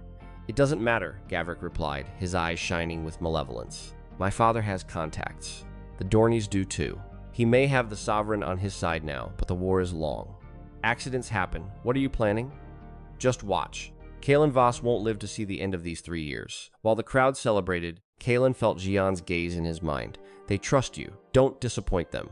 "I won't," Kaelen answered mentally. "We'll find Baxian, we'll unite the Nine, and we'll show those outer gods that Viridia isn't a banquet. It's a fortress." "Well said, host. Now, prepare yourself. The real battle is only just beginning." On the horizon, beyond Orion's towers, the clouds stirred as if something immense and hungry was shifting on the other side of the veil. The 3 years had begun their countdown, and Kaelen Voss was ready. The dawn over Orion tinged the crystal towers with shades of copper and gold when Kaelen Voss received the official summons. A messenger from the royal guard, wearing the blue and silver uniform of the sovereign's heralds, delivered a sealed scroll bearing the seal of the throne of Viridia. The document was concise, but its contents carried the weight of an empire. Kaelen Voss, Eidolon Invoker, Sanctuary Primordial Higher. By order of Sovereign Illyra Ventaris, you are summoned to lead the northern border offensive. The bridge between worlds, the first and most unstable dimensional rift in Viridia, is in critical condition. Tides of beasts emerge at increasingly shorter intervals. The Alliance of Nations will be formed. Your presence is required as field commander. Report to the Thornwatch military camp at noon. Thornwatch. Kaelen knew the name from history books. It was the fortress built on the ruins of the first Cataclysm invasion, the exact point where the Outer Gods had attempted to break through reality millennia ago. The fortress had held since then, but recent reports painted a grim picture. Defenses were giving way, hunters were exhausted, and something large seemed to be forming on the other side of the rift. "You're not going alone," Sarah Valen's voice sounded behind him. She was leaning against the garden gate, her silver hair loose over her shoulders, the violet pendant pulsing on her chest. "If you go to war, I go too." "Sarah, don't argue. My grandfather already approved. He said you need someone to stop you from doing something stupid, like facing a whole army alone." Kaelen sighed, but there was a smile on his lips. "I'm not that reckless. You faced a rank 8 abyssal scourge alone. You invaded a restricted area on your first day as an invoker. You challenged the grandson of General Dorn in a public duel." She counted on her fingers. "Do you want me to continue?" All right. I'm reckless. But at least I'm a lucky reckless one. Luck runs out. That's why I'm here." Sarah approached, her expression becoming serious. "Kaelen, the Sovereign revealed your existence to the world yesterday.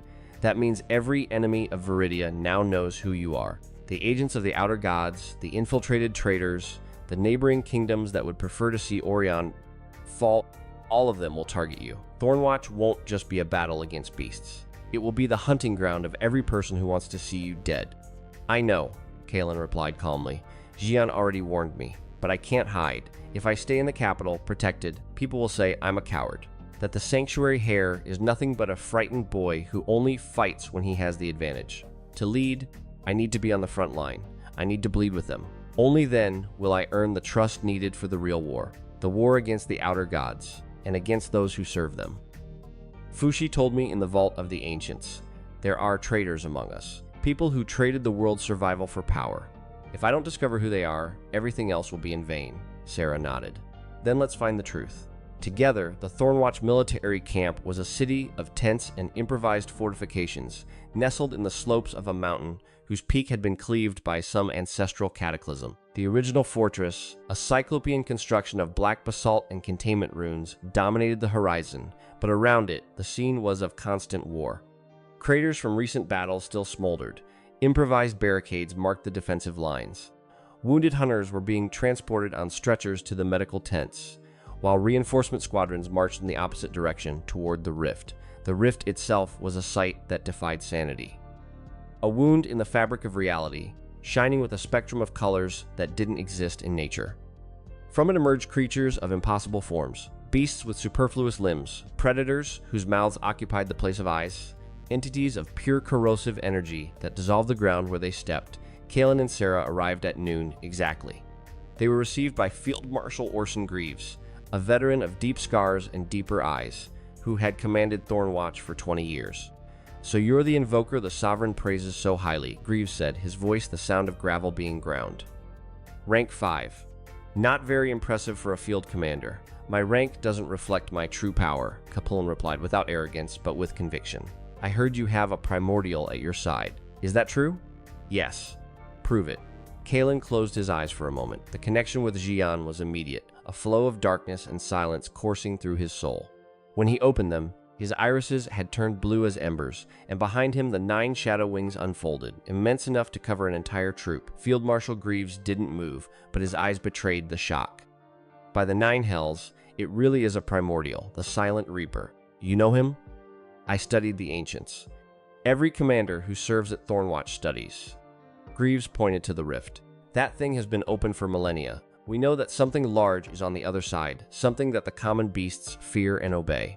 If you can truly control a primordial, then perhaps you have a chance against what's to come." "What's to come?" "Something has changed. In recent days, the beasts have become more organized. They attack in coordinated formations. They retreat when they should advance. It's as if something is commanding them." Greaves paused, and last night our scouts spotted something they had never seen before. A silhouette on the other side of the rift, bipedal, conscious, watching. "A fragment of an outer god," Kaelen murmured. "If so, it's the largest we've ever faced. That's why the Sovereign convened the Alliance. Representatives of all nations are arriving. The border tournament will begin in 3 days, but before that, we need to contain the beast tide. That's where you come in." "What do I need to do?" Greaves pointed to the rift. "Enter. Destroy the core that's generating the creatures. Without the core, the rift won't close, but it'll lose strength. That will give us time to organize the defense. It's a suicide mission for anyone, but you have a primordial. Maybe you'll survive. Maybe that's not enough," Sarah intervened. "He just arrived. He needs time to prepare, to analyze the terrain." "We don't have time," Greaves retorted. "Every hour, more beasts emerge. Every hour, we lose more soldiers. If the sanctuary here is truly Viridia's hope, he needs to prove it now, not tomorrow, not later." Now Kaelen placed his hand on Sarah's shoulder, a reassuring gesture. "He's right. I came here to fight, not to rest. Kaelen will be with me, and you know me. I'm reckless, remember?" He smiled. "But this time, I'll be a well-accompanied reckless one," Sarah sighed. "I'll gather a support squad, elite hunters who can cover your rear. You're not going into that rift without backup. No, you'll stay here. Thornwatch needs experienced commanders. If something goes wrong in there, someone needs to hold the defense. You're asking me to watch you enter hell without being able to do anything? I'm asking you to do what you do best. Lead. Save lives. Make sure that when I return, there's still a fortress to return to." The argument lasted a few more minutes, but Sarah eventually relented. She hated the idea, but Kaelen was right. Thornwatch needed her. The soldiers needed her. The plan was drawn up quickly. Kaelen would enter the rift with a demolition team to locate and destroy the core. The team consisted of 5 specialists, a rune engineer named Vex, capable of destabilizing energy formations, an arcane tracker named Mira, whose senses detected essence fluctuations from kilometers away, a heavy guardian named Brahm, a mountain of muscles and armor, a precision archer named Lyra, the same beast tamer who had won the tournament with Kaelen, and a field healer named Finn. 6 people against an entire rift, Brahm commented, adjusting his body shield. "I like those odds. The odds are terrible," Finn retorted, a thin man with trembling hands and kind eyes. "But I've survived worse." "When?" Brahm asked. "Not yet, but I keep hope." The tension was broken by nervous laughter. Kaelen positioned himself at the rift entrance, feeling the distorted energy emanating from it. Zhiyan whispered in his mind, "There's something inside. Something I recognize. A fragment of Ithgol, the outer god of putrefaction. It was one of the first to try to invade Viridia during the Cataclysm. If a fragment of it is here, it means the main seal is weakening faster than we predicted." Ithgol, Kaelen repeated the name, feeling it burn on his tongue. "What can it do? Putrefaction is its domain. Everything it touches, it corrupts. Everything it breathes, it suffocates. Its mere presence contaminates the environment, turning allies into enemies and heroes into monsters. If the fragment is complete, not even I in my current state will be able to defeat it. Then we need to destroy it before it's complete. Yes, and for that, we'll need something that purifies its influence. The essence of a primordial of light or order. Unfortunately, none of the 9 that remain possess that domain. Zhiyan is darkness and silence. Baxian is defense and stability. Fushi is knowledge and wisdom. We would need the Thunderbearer. Kaelen completed, remembering the records from the Vault of the Ancients. Shangsha, the primordial of justice and purification, the fifth of the 9. Exactly. But Shangsha is sealed somewhere we haven't yet discovered. Without him, we'll have to use conventional methods. Fire, purification runes, and a lot of brute force. Conventional methods are my specialty, Brahm commented, hearing the mental conversation through the bond Kaelen had shared with the team. You're a tank with legs, Mira retorted. Your specialty is taking hits, and I do it very well, thank you. The crossing of the rift was like diving into an ocean of nightmares. The air became thick, viscous, laden with a sickly sweet odor that clung to the throat. Colors distorted. The ground beneath their feet seemed solid and liquid at the same time.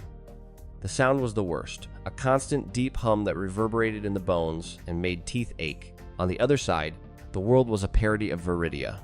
Familiar landscapes, forests, mountains, rivers, appeared twisted as if seen through deformed glass. The trees had leaves of flesh. The water of the rivers flowed in the wrong direction, its sickly sheen indicating contamination.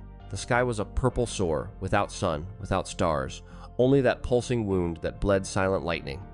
What place is this? Finn whispered, his voice muffled by the oppressive environment.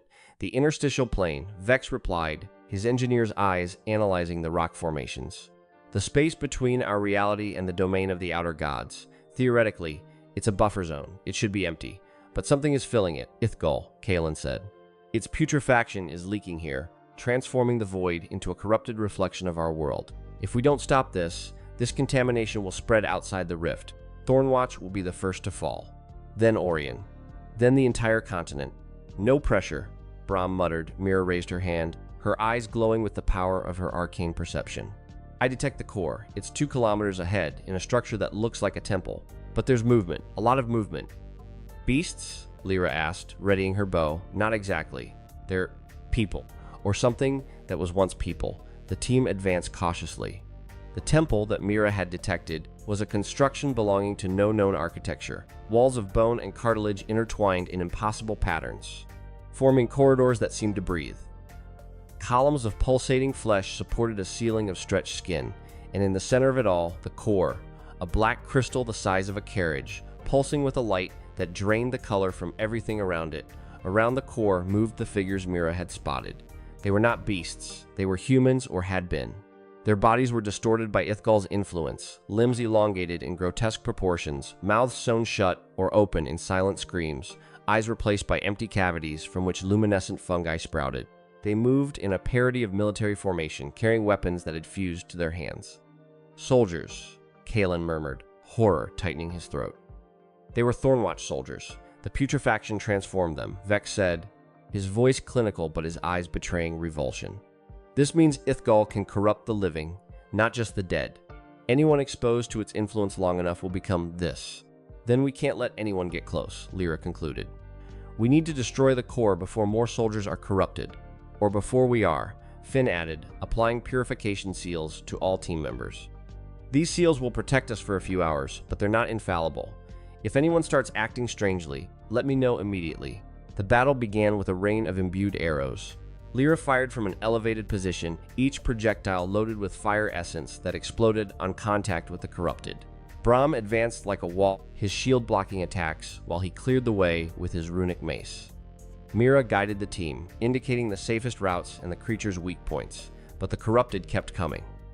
For every one that fell, 2 seemed to emerge from the flesh walls. The temple was alive, and it was digesting them. We won't be able to reach the core like this, Vex shouted, his rune bombs destabilizing the defenses ahead of him. We need a distraction. Zhiyan, Kaelen invoked. The primordial erupted from the shadows with total fury. 9 shadow wings opened like an apocalyptic mantle. Zhiyan's claws tore through the corrupted like paper, and his presence drained the light from the environment, weakening the creatures that fed on the temple's energy, but something was wrong. Kaelen could feel it. Zhiyan was fighting, yes, but his strength seemed to diminish with each blow. Ithgol's influence was affecting him, not corrupting him, but draining his primordial essence. The fragment is stronger than I expected, Zhiyan confirmed. I cannot maintain my full form for long in this environment. We need to destroy the core quickly. Vex! Kaelen called. Plant the charges, Brahm, Lyra, protect him. Mira, find an escape route. Finn, keep everyone alive. The orders were executed with military precision. Vex advanced to the base of the black crystal, escorted by Brahm and covered by Lyra. His hands worked quickly, affixing runic devices around the core. Mira mapped the temple, her eyes closed while her mind traced routes through the living structure. Finn ran from one side to the other, healing wounds and reinforcing the purification seals, but the corrupted wouldn't stop coming. And, at the center of the temple, the core began to pulse faster. Something was awakening. A figure emerged from the crystal. It was not human, not beast, not even solid. It was a silhouette of pure putrefaction, a vortex of decomposed flesh and corrosive energy that took vaguely the shape of a torso with multiple arms and a head that was an open wound. Ithgal, Zhiyan roared. The fragment spoke, its voice the sound of 1,000 stomachs contorting. Primordial, you dare enter my domain? You who were defeated once before. I was not defeated, Zhiyan replied, his voice thundering through the bond. I was sealed. There is a difference. Sealed, it's all the same. You lost. Your brothers lost. Your father lost. And now, what remains of you is just an echo. A pathetic sigh of what you once were. While the fragment expanded, its arms multiplying, its influence contaminating the air around it. I grow stronger. When the barrier falls, my brothers will come. And this time, there will be no primordials to stop us. There will be no primordial dragon to sacrifice its existence for you. There will only be the feast. You talk too much, Kaelen said, advancing. His hands were wrapped in cutting shadows, channeled from Zhiyan. He leaped toward the fragment, striking a blow that opened a wound in the creature's chest. The wound didn't bleed. Instead, worms and spores sprouted from it, dissipating into the air. A mortal? You send a mortal to face me? Zhiyan, have you fallen so low that you need humans to fight your battles? This human, Kaelen struck again. This time, aiming for the head, is the sanctuary higher, and he is going to send you back to the abyss, the fragment laughed. It was not a joyful sound. It was the sound of something decomposing, the gurgling of rotting organic matter. Its form momentarily dissolved under Kaelen's blows, but immediately reconstituted itself. You don't understand, do you, little mortal? I have no body to be wounded. I have no core to be destroyed. What you see is just a projection. My true essence is in the crystal, and the ground shook. The temple's flesh walls contracted. Vex shouted, "The charges are planted. We need to get out of here." Not before destroying the fragment, Kaelen replied. The crystal is protected by a barrier that feeds on the essence you exhale. The more you fight, the stronger it gets. You cannot destroy me without destroying the crystal. And you cannot destroy the crystal without breaking the barrier. And you cannot break the barrier without stopping fighting, Kaelen completed. Without draining the energy source. Exactly. You are the energy source.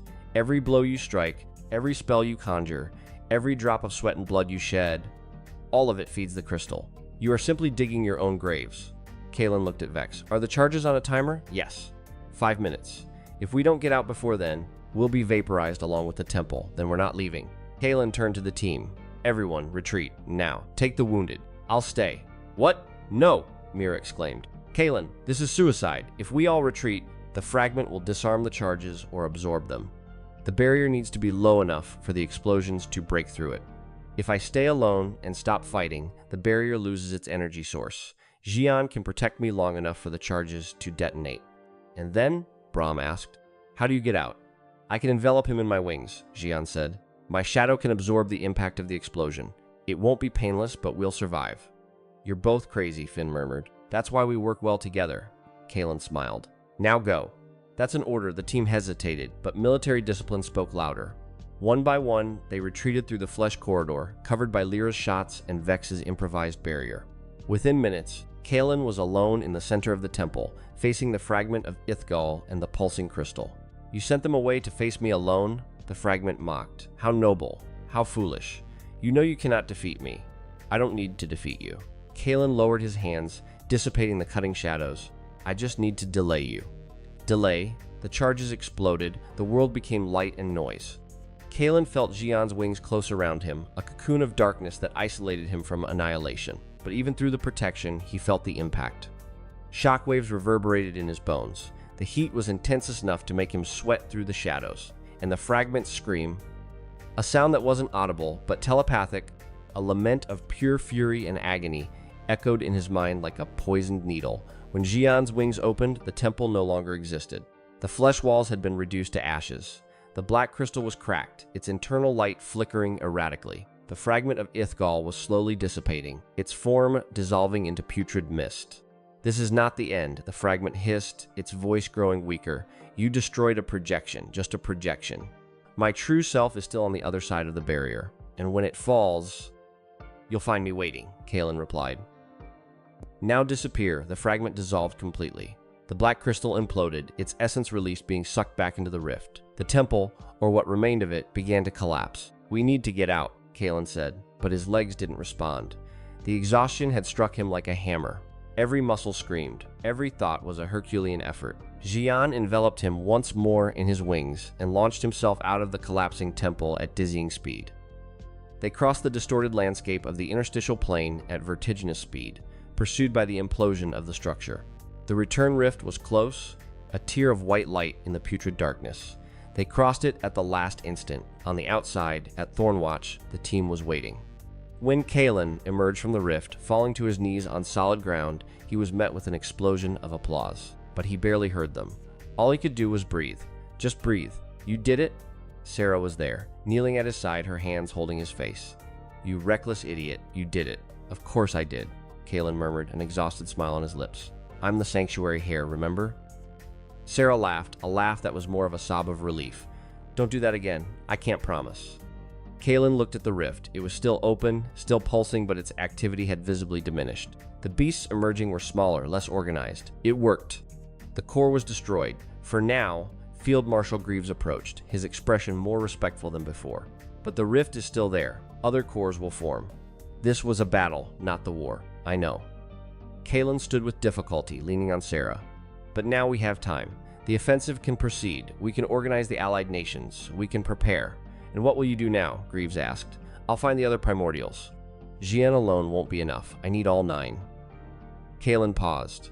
Baxian Seal is in the capital under the industrial district, but the exact location is still a mystery. I need access to military archives to pre-cataclysm ruin maps. That can be arranged. A new voice sounded. Sovereign. Alira Venteratus emerged from the command tents, accompanied by her personal guard. Her presence was magnetic. Even the wounded soldiers seemed to straighten up when she passed. Sovereign. Kaelen bowed his head, the maximum reverence his exhaustion allowed. First, Invoker, you've earned it. She looked at the rift, her gray eyes unfathomable. What you did today saved thousands of lives. Thornwatch will hold for a few more months thanks to you. But as the Marshal said, this was a battle. The war is yet to come. I know, and I'm ready to fight it. I don't doubt it. But fighting isn't only about destroying enemies. It's also about building alliances, convincing reluctant nations, unmasking infiltrated traitors. The Sovereign lowered her voice. General Dorn is not happy with your ascent. He has many allies inside and outside Viridia, and there are rumors that he's not acting alone. Rumors of what? That someone is providing information to Viridia's enemies. Troop movements, defensive weaknesses, locations of important hunters. She looked at Kaelen gravely. If those rumors are true, then we have a traitor in the High Command, and you, as the Sanctuary Hare, would be the primary target. Why are you telling me this? Because I need you to investigate. Officially, you're at Thornwatch to lead the defense, but unofficially, I want you to find out who is passing information to the enemy. If it's Dorn, we need evidence before acting. Accusing a general without evidence would be disastrous, and if I find the evidence, then we'll deliver justice, swiftly and definitively. The Sovereign paused. But be careful, you're not dealing with just beasts now. You're dealing with politicians, spies, and assassins. All equally dangerous, Kaelen nodded. Understood. The following days were a whirlwind of activity. The border tournament, originally conceived as a competition to select elite warriors, was transformed into a full military mobilization. Representatives of all Viridia's nations arrived at Thornwatch. The Storm Tamers of Zephyria, the Shadow Weavers of Nixera, the Runic Knights of Farum, the Monks of Silence from Ethel. Each nation brought its best warriors, and the rivalry between them was palpable. Kaelen was designated field commander of the Alliance, a position many contested. He was the youngest, the least experienced. His rank, now 6, after absorbing the residual essence from the fragment's destruction, was still lower than many veterans. But the Sovereign supported him, and the results spoke for themselves. He had destroyed a rift core that had resisted for millennia. No one else could claim such a feat. On the 4th day, an incident almost ruined the fragile alliance. During a joint patrol, a Zephyrian squad and a Nixeran squad came into conflict. The cause was trivial, a dispute over hunting territory, but the tensions escalated quickly. When Kaelen arrived at the scene, he found the two groups facing off, weapons drawn, one step from bloodshed. What's happening here? His voice cut through the air like a blade. These Nixorans are hunting in our sector. The Zephyrian commander, a storm tamer named Zephan, accused. They're stealing our prey. There are no designated sectors. The Nixoran commander, a shadow weaver named Nyx, retorted. The hunting area is free for all. You Zephyrians think you own the world. We own our honor, something you don't have. Enough! Kaelen raised his hand, and Zhiyan partially manifested behind him, his shadow wings spreading open as a warning. We are at war. Our enemies are the beasts that emerge from the rift and the outer gods that command them. If you want to fight each other, fight me. But I guarantee you won't like the outcome. The two commanders hesitated. Zhiyan was intimidating enough to make anyone think twice. Now, resolve this like adults, Kaelen continued. Zephan, Nyx, you're both officers. If you can't cooperate, then request a transfer. I'd rather command disciplined soldiers than bickering generals. You don't have the authority to transfer us, Zephan retorted. No? Kaelen stared him down. I'm the field commander designated by the Sovereign of Viridia. I have authority over all allied forces on this front. If you doubt that, we can discuss it with the Sovereign personally. I'm sure she'd love to hear how her allies are wasting resources on internal squabbles while the Rift vomits monsters every hour. Zephan retreated. The threat was real. It's not necessary, her voice calmer. We were impulsive. I apologize on behalf of Nixara. Zephyria also apologizes. Zephan added reluctantly, Good, now, get back to work. Together. Kaelen paused, and remember the real enemy is in there. He pointed to the rift. Not here. The incident was resolved, but Kaelen knew it was just a symptom of a larger problem. The allied nations were united on paper, but in practice, centuries of rivalries and mistrust wouldn't disappear overnight. He needed something that would truly unite them. A common threat. An enemy they could all hate equally. And that threat was forming on the other side of the rift. The following night, Kaelen was awakened by an urgent alert. Thornwatch's arcane sensors had detected a massive energy signature emerging from the rift. It wasn't a core. It wasn't a beast. It was something far, far worse. What's happening, he asked, entering the command tent. Field Marshal Greaves was pale. The scouts. They didn't return. But the last reports indicate that something is materializing in the interstitial plane. Something large enough to be detected from here.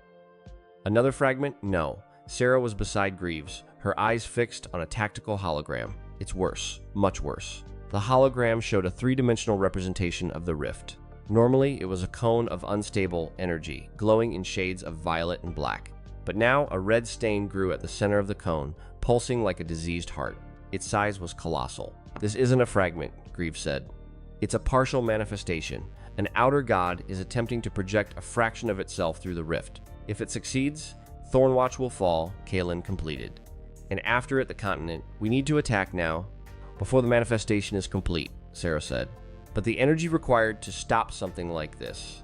We have nothing that comes close. We have one thing, Kaelen murmured. No, Zhiyan spoke in his mind. You're not considering this. I have no choice. What? Sarah asked. Kaelen, what are you thinking? The border tournament has a prize. The winner gains access to the seal of Shangsha, the Thunderbearer, the primordial of justice and purification. If I can find him, free him, his purification energy can destroy the manifestation before it's complete. The tournament is scheduled for 3 days from now, Greaves objected. We don't have 3 days. Then I need permission to enter the seal now. Without a tournament, without bureaucracy. That would break all protocols. The other nations would be furious. The other nations will be glad if the alternative is being devoured by an outer god. Kaelen turned to Sarah, your grandfather. He knows where Shangsha's seal is? Sarah hesitated. Yes, but there's a problem. Shangsha's seal is in Zephyrian territory, in the peaks of eternal thunder, and Zephyria doesn't allow foreigners in their sacred mountains. They'll allow it when they understand what's at stake. Or they'll declare war on Viridia for violating their sovereignty. Let me deal with Zephyria, Greaves said unexpectedly.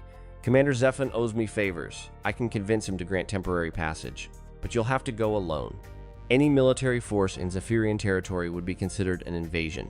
Alone is how I work best, Kaelen said. The journey to the peaks of eternal thunder took 12 hours in a military aircraft lent by Greaves.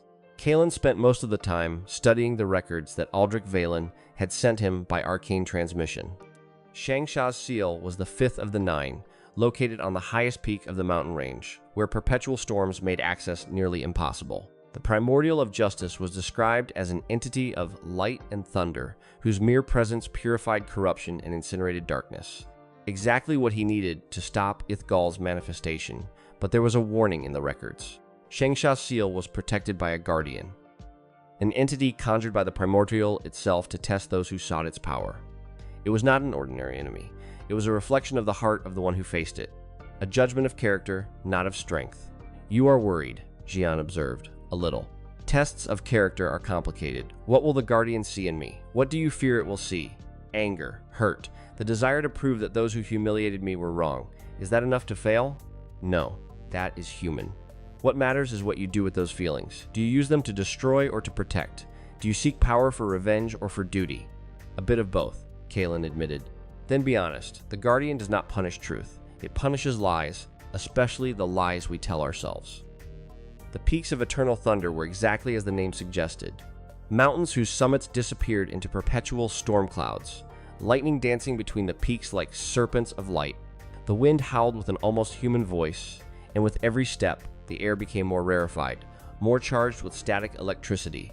Kaelen landed the aircraft on a natural platform halfway up the main peak. From there, he would have to climb. Zephyria didn't allow vehicles in sacred sites. The climb was brutal. The rocks were slippery, covered in ice and slime. Lightning fell dangerously close, sometimes just meters away, but Kaelen persisted. With each step, he thought of the faces of the soldiers at Thornwatch, of the corrupted who had once been human, of Ithgal's manifestation that was forming. He could not fail. At the top, he found the seal. It was a circle of runic stones arranged around a blue crystal platform. In the center of the platform, a statue of Shangsha, a humanoid figure in scale armor, holding a spear that pointed to the sky. Lightning emanated from the tip of the spear, feeding the perpetual storm around it. "The Guardian," Zhiyan warned. The statue moved. The blue crystal eyes lit up, and the figure descended from the petals with the grace of something not entirely physical. It was the Guardian, a projection of Shangsha's will. Its voice thundered, making the mountains tremble. "Who seeks the power of the Thunderbearer must be judged. Answer, why do you desire my power? To stop an outer god. Ithgal is manifesting through the Thornwatch Rift. If I don't stop it, thousands will die. That is your reason, but it is not the only one. What else do you desire?" Kaelen hesitated. Zhiyan had counseled him to be honest. "Power, strength to protect those I love, and to prove that those who called me useless were wrong. Revenge. No, not revenge. Validation. I want the world to see that an invoker isn't synonymous with failure, that the class they despised can be the strongest of all, and if you obtain this power, what will you do when those who humiliated you are at your mercy?" Kaelen thought of Lyra, of Gavrik, of General Dorn, of all who had belittled him, cheated him, tried to destroy him. "Justice," he said finally, "not revenge. If they broke laws, let them face the legal consequences. If they didn't, then my success will already be the best answer." The Guardian was silent for a long moment. Then, the Shangsha statue glowed intensely. The surrounding lightning converged on the platform, forming a vortex of light that enveloped Kaelen. "You are honest, imperfect but honest, and your motivation, though tinged with pride, is fundamentally altruistic. You seek power to protect, not to destroy. That is sufficient." The light exploded when Kaelen opened his eyes. He was back on the platform, but something had changed. In his mind, a new presence burned like a sun. It was not Zhiyan's quiet darkness. It was thunder and light, justice and purification, an energy that made his skin tingle and his hair stand on end. "Host," the voice of the sanctuary sounded. "Shangsha, the Thunderbearer, has been bonded. Rank 7 achieved." "Two Primordials," Kaelen whispered, feeling the combined power of Zhiyan and Shangsha flowing through his veins. It was almost unbearable, as if his body would explode. But he endured. He always endured. "The fifth seal has been broken." Shangsha spoke, his voice the sound of a distant storm. "I am free, and I am hungry for justice. Where are the enemies I must purify?" "Thornwatch. A manifestation of Ithgal is forming. I need your power to stop it." "The Rot, an ancient enemy. It will be a pleasure to burn it again." The return to Thornwatch was a race against time. Ithgal's manifestation had grown in the hours Kaelen had been absent. Now a colossal silhouette rose above the rift, visible to the naked eye. It took the form of a monstrous worm, its body covered in mouths and eyes, its presence draining the vitality from the environment. Where its shadow touched, the ground rotted. Soldiers who came too close began to cough, their skin taking on a grayish hue. The manifestation is almost complete. Greaves shouted when Kaelen landed the aircraft. In less than an hour, it will have enough strength to cross completely. We need to attack now. That's what I'm here for. Kaelen jumped from the aircraft, Zhiyan and Shangsha manifesting in their full form behind him. The sight of the two primordials side by side, one of darkness and silence, the other of light and thunder, made even the most experienced veterans step back.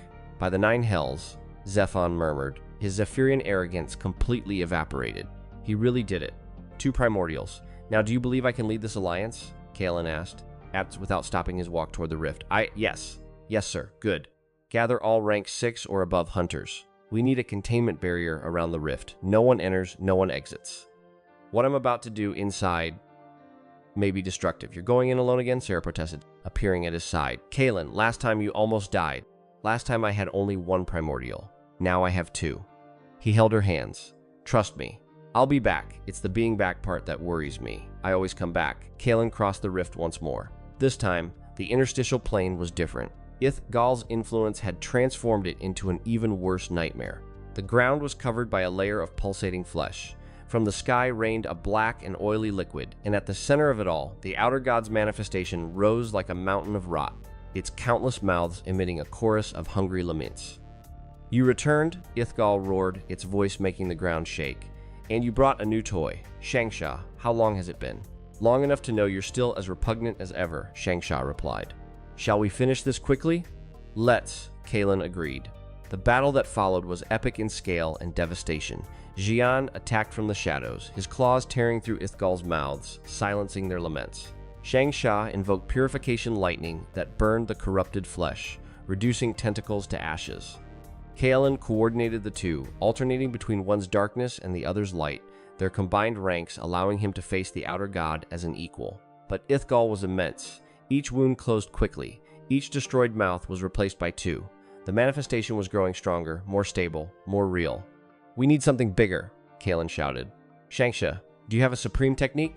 Yes, the final judgment, but it requires me to concentrate all my energy for several minutes. During that time, I will be vulnerable. Zhiyan can protect you. I'll distract Ithgal. Alone, you won't survive. I don't need to survive. I just need to hold on long enough. Kaelen advanced against the manifestation. Alone, without primordials. Only his hands wrapped in cutting shadows, a technique he had learned to use without Zhiyan's direct possession. He struck against the mouths, against the eyes, against every weak point he could find. The manifestation roared, trying to crush him with tentacles the size of tree trunks. Kaelen dodged, rolled, counterattacked. Each second was an eternity. Each movement a gamble with death. And then, Shang shone. Final judgment. A pillar of pure light descended from the sky, or what passed for sky in the interstitial plane, and struck Ithgal dead on. The manifestation screamed, a sound that wasn't audible, but that reverberated in the soul of every living being for kilometers.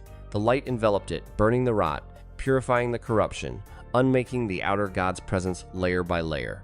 This is not the end, Ithgal roared as it dissipated. You may destroy this form, but you cannot destroy me. I am beyond death. I am beyond.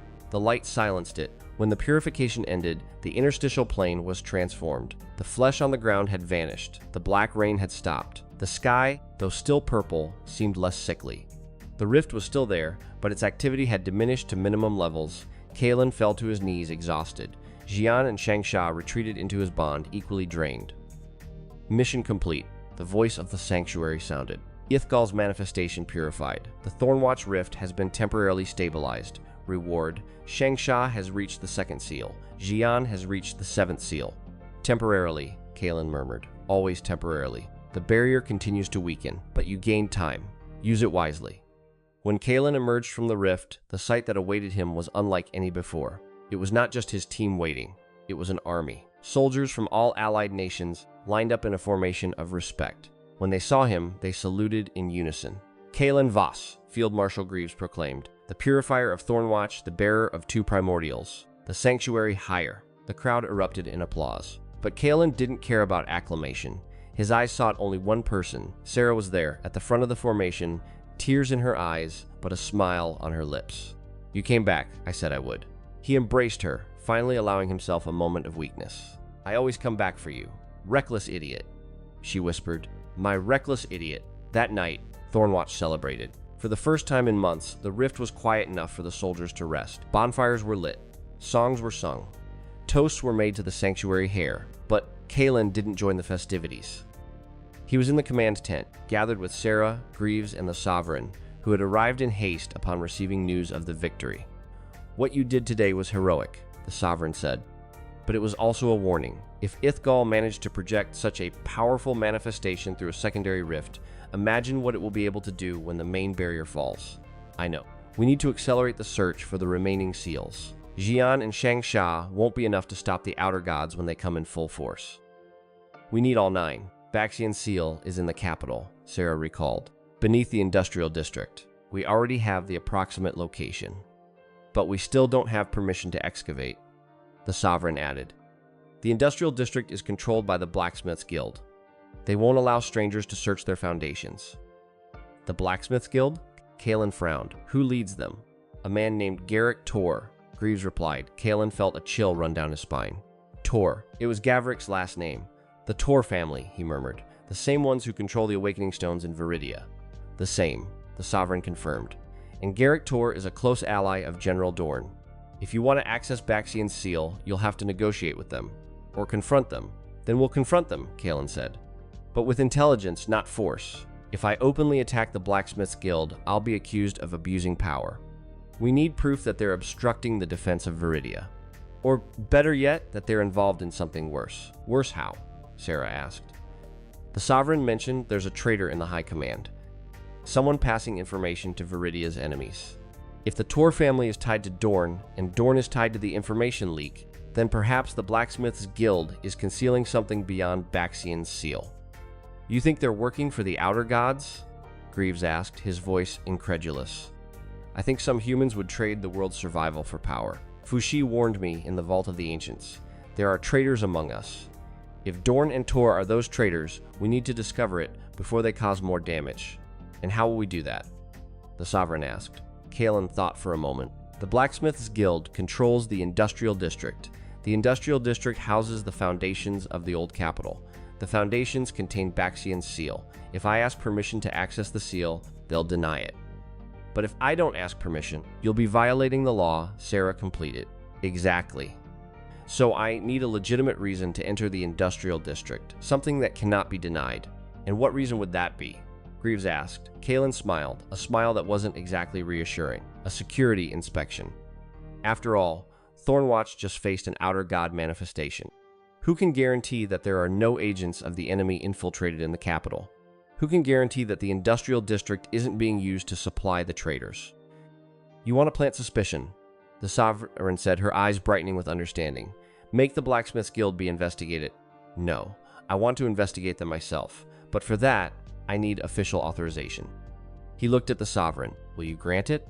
The Sovereign hesitated. "This could cause a political incident. If you investigate the Guild and find nothing, Dorn and Tor will use it against you.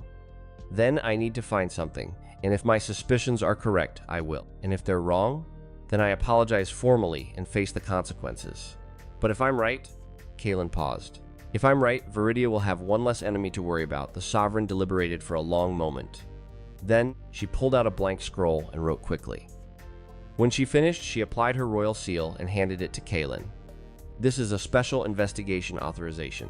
It gives you the power to inspect any installation in Viridia that may represent a threat to national security. Use it wisely. Thank you, Sovereign. Don't thank me yet. If you're wrong, this may be the end of your career. And if you're right, it may be the beginning of a civil war. I'd rather a civil war now than extinction in 3 years." As Kaelen left the command tent, Sarah followed. "You're making dangerous enemies," she said. "I already have dangerous enemies. I'm just leveling the playing field." "It's not funny, Kaelen." "I know." He stopped and turned to her. "But think about it. Dorn tried to have me killed at the tournament. Gavrick and Lyra publicly humiliated me. The Blacksmiths Guild controls the resources that could have helped me, but chose to obstruct me. If they're on the side of the Outer Gods, then every day they remain free is a day the real enemies grow stronger. And if you're wrong, if Dorn is just a bitter old man and the Blacksmiths Guild is just a greedy corporation, but not a traitor one, then I apologize and move on. But Sarah," he held her hands, "you were with me in the Vault of the Ancients. You heard Fushi. There are traitors among us. That wasn't a vague warning. It was a specific one. If I ignore it, I'll be complicit in whatever comes next. Sarah nodded slowly. Then let's find the truth. Together as always. Together, Kaelen confirmed. The aircraft took off from Thornwatch the following morning, carrying Kaelen, Sarah, and a small team of investigators back to Orion. The capital received them with a mixture of celebration and tension. News of the victory at Thornwatch had spread, and Kaelen was now a national hero. But rumors about the impending investigation had also leaked, and Dorn's allies were on alert. In the industrial district, the Blacksmiths Guild awaited them. Garrick Tor, the family patriarch, was a broad-shouldered man with calloused hands, his small eyes glinting with calculating intelligence. At his side, Gavrik was pale, his arrogance replaced by a wary tension. Kaelen Voss. Garrick greeted, his voice unctuous. The hero of Thornwatch. What an honor to receive you in our humble guild. Thank you, Master Tor. Kaelen showed the authorization scroll. I'm here on official business. I need to inspect the district's foundations. The foundations? But they're nothing but ancient ruins. There's nothing of value there. Then there will be no objections to my inspection. Garrick hesitated. His eyes flicked to Gavrik for a fraction of a second. Of course not. Feel free. Kaelen and its team descended to the underground levels of the district. The foundations were, indeed, ancient ruins, remnants of the pre-cataclysm capital, buried beneath centuries of construction. But there was something else there. Something that Sarah's arcane sensors detected immediately. There's a massive concentration of essence down here, she whispered, much larger than should exist in abandoned ruins. Baxian seal? Perhaps. But there's something else too, an energy that isn't primordial. It's different. They followed the essence readings through forgotten corridors until they reached a hidden chamber behind a false wall. Inside, they found something that made Kaelen's blood run cold. It was an altar dedicated not to the Primordials, but to the outer gods. Invocation runes had been carved into the floor, fed by stolen essence crystals. In the center of the altar, a smaller fragment of an outer god, similar to the one Kaelen had faced in the Grizzle Forest, was being cultivated, fed by the energy drained from the foundations. They're creating fragments, Sarah whispered, horrified. Inside the capital itself. That explains the information leaks, Kaelen said. They're not just betraying Viridia, they're actively helping the outer gods infiltrate. Before they could document the discovery, footsteps echoed in the corridor.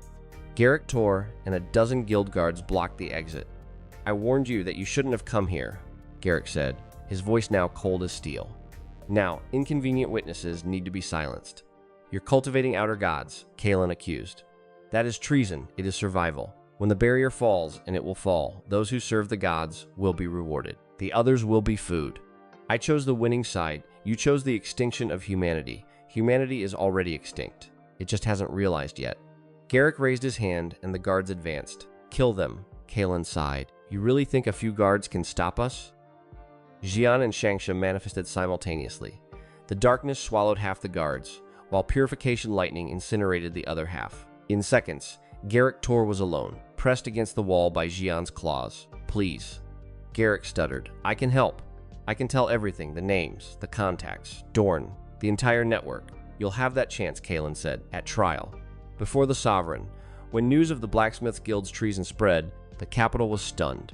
The subsequent investigation revealed an extensive network of conspirators, including members of the Tor family, corrupt guard officers, and as Kaelen had suspected, General Dorn. The old military man was arrested at his mansion, his defense crumbling before the irrefutable evidence, but the victory had a bitter taste. Among the documents seized from the guild, Kaelen found something that made his blood run cold.